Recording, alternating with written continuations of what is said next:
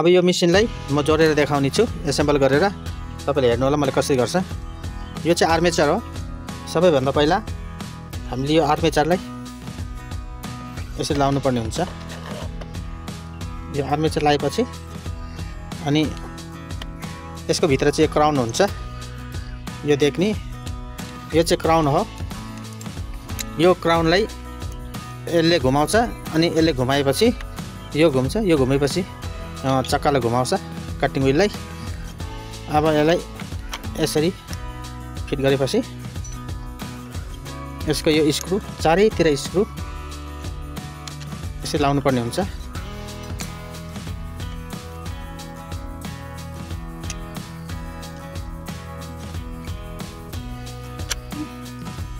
यो स्क्रुलाई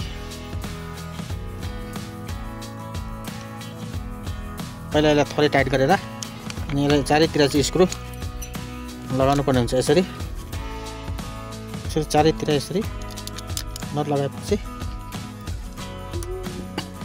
अब यसलाई यसरी कस्नु पर्ने हुन्छ।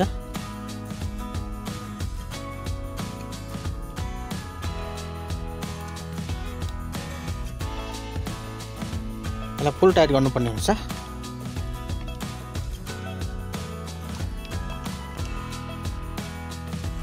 यसलाई फुल कसिसकेपछि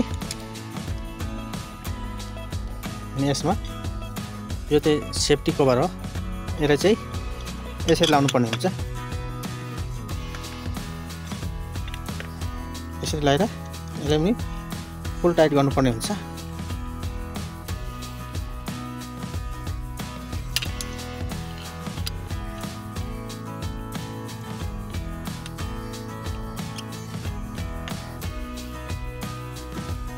अब यसलाई कसिसकेपछि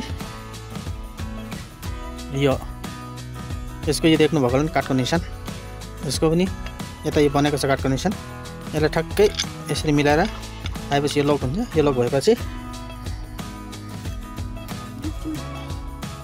यसमा यो कटिङ व्हील यसरी नहाल्नु, यो उल्टा हुन्छ। यसलाई यसरी हाल्नु, यसरी हालेर यो नटलाई यसरी कस्नु। त्यसको पछि यो लक हो। यो लकलाई यसरी थिचेपछि यो व्हील लक हुन्छ। यसरी लक भएपछि यो किले यसलाई यसरी कस्नु। अब यसमा चाहिँ कार्बन बुस्ट लाग्छ। अहिले कार्बन बुस्ट छैन, मैले यतिमा चाहिँ एसेम्बल गरिदिएको छु। यसमा कार्बन बुस्ट लाग्छ, यतापट्टि पनि लाग्छ।